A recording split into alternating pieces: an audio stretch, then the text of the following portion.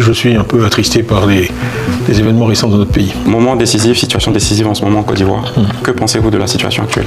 Écoutez, nous avons tous attendu 2025 avec beaucoup d'impatience parce qu'en fait, nous pensions que ce serait un moment où nous, en particulier le PDCI, nous pourrions présenter aux Ivoiriennes, aux Ivoiriens, toutes les idées que nous avons pour améliorer la situation dans notre pays. Et nous pensions que nous serions actuellement en plein débat d'idées qui s'affrontent. Ce que nous voyons malheureusement sur les écrans, samedi, ce sont des bastonnades, des affrontements, des arrestations, l'utilisation de gaz lacrymogène, le recours à la violence, toutes choses que nous réprouvons profondément. Et je veux avoir une pensée et un mot aussi pour tous ceux qui ont été arrêtés. Je m'associe aux souffrances et aux préoccupations de leurs familles et je vais mentionner deux personnes qui sont des militantes du PDCI, en particulier Djeneba Soumoaro, qui est une militante que nous connaissons toutes et qui est une personne fantastique, déterminée, énergique, qui a été maltraitée. Les images ont fait le tour du monde, maltraitée de façon très violente, des personnes pacifiques. Madame Assata Chérif, qui a été arrêtée pour avoir simplement parlé à la presse étrangère, ce n'est pas ce que nous souhaitons voir en Côte d'Ivoire. Mais comment vous pensez qu'on est arrivé à cette situation? C'est une question importante. À qui la faute? Moi, ce que j'observe, c'est que jusqu'ici, l'opposition avait organisé des manifestations de masse qui se sont déroulées dans les meilleures conditions, notamment en juin, le 14 juin, et aussi le 9 août. Et je crois que tous avaient salué la modération, le contrôle des militants qui s'étaient déplacés ce jour-là. Donc, tout s'était passé dans de très bonnes conditions.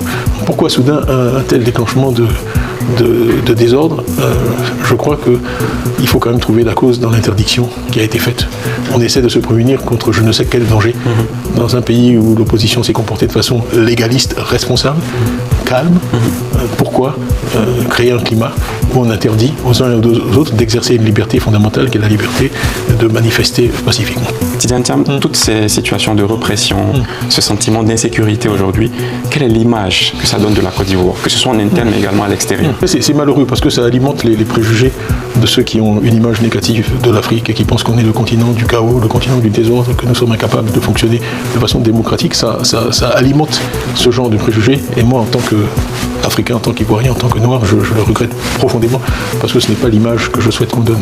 La difficulté devant laquelle on est, c'est qu'on a dit à la communauté internationale que la Côte d'Ivoire était exemplaire, un modèle de développement et que tout se passait bien. Alors, c'est difficile de réconcilier ce narratif, comme on dit de nos jours, très positif, avec le fait qu'on ait besoin de 44 000 membres des forces de l'ordre pour pouvoir organiser une élection, avec le fait qu'on interdise les manifestations. Si on a si bien travaillé pendant 15 ans, qu'on a si bien gouverné, et qu'effectivement on a 80% dans les élections législatives, on se demande pourquoi tout ce déploiement de force. C'est incompatible. Les deux choses ne peuvent pas être vraies en même temps. À savoir qu'on a très bien travaillé, que la population est extrêmement satisfaite, mais qu'en même temps on a tellement peur qu'elle exprime ce qu'elle pense qu'on est obligé de la réprimer et de lui interdire de se manifester. Alors, vous parlez justement de contradiction, Tidiane Thiam. Vous êtes aujourd'hui opposé au rassemblement des oufouettistes. On parle d'oufouettisme et d'un côté, on voit des brimades de la population. Ah oui. Qu'est-ce que tout ça signifie? Même si les circonstances sont tristes, là, je peux pas m'empêcher de sourire vu la manière dont vous avez formulé votre question, parce que l'oufouettisme, moi, je le cherche, je ne le vois pas. L'oufouettisme, c'est le dialogue. L'oufouettisme, c'est la paix. L'oufouettisme, c'est la non-violence. Et si je peux paraphraser Oufoué lui-même, ce n'est pas un vain mot, ce qui disait de la paix. L'oufouettisme ne se mesure pas dans les paroles. L'oufouettisme, ce n'est pas d'aller s'incliner sur la tombe de feu le président Houphouët-Boigny, que nous respectons et que nous aimons tous. L'oufouettisme, c'est par son comportement d'être fidèle à son héritage, son véritable héritage qui n'est pas matériel mais qui est spirituel. C'est un message d'amour de son prochain, qui est un message qui n'est pas compatible avec les bastonnades d'une violence extrême contre des gens qui n'ont en fait commis aucune action violente. Donc, je voudrais aussi rappeler que le président Houphouët-Boigny, on le sait, n'était pas favorable au multipartisme. Oui. Quand il y a eu des conférences nationales un peu partout en Afrique, les constitutions ont changé. La Côte d'Ivoire n'a pas dû changer sa constitution parce qu'elle a toujours eu le multipartisme dans sa constitution. Mais là où je veux en venir, c'est que le président Houphouët-Boigny a autorisé Laurent Gbagbo comme candidat à se présenter contre lui en 1990. C'est ça, être un garçon. En décidant ainsi de permettre à son opposant historique, Laurent Gbagbo, de se présenter contre lui, le président Houphouët-Boigny a donné un exemple de courage et d'amour de son pays. Plus près de nous, je peux aussi prendre l'exemple en fait, du président Laurent Gbagbo, qui est notre partenaire aujourd'hui avec le parti qu'il dirige, le PPACI, au sein du Front commun.